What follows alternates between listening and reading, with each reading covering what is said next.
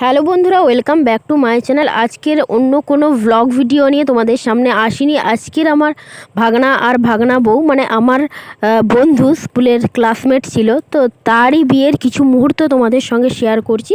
তো তোমরা পুরো ভিডিওটা দেখো, আর অবশ্যই গ্রামের রিসেপশান কেমন হয় সবটাই তোমাদের সঙ্গে শেয়ার করব। তো চলো পুরো ভিডিওটা দেখতে থাকো, আর কেমন লাগছে কিন্তু সবশেষে কমেন্টে জানিও।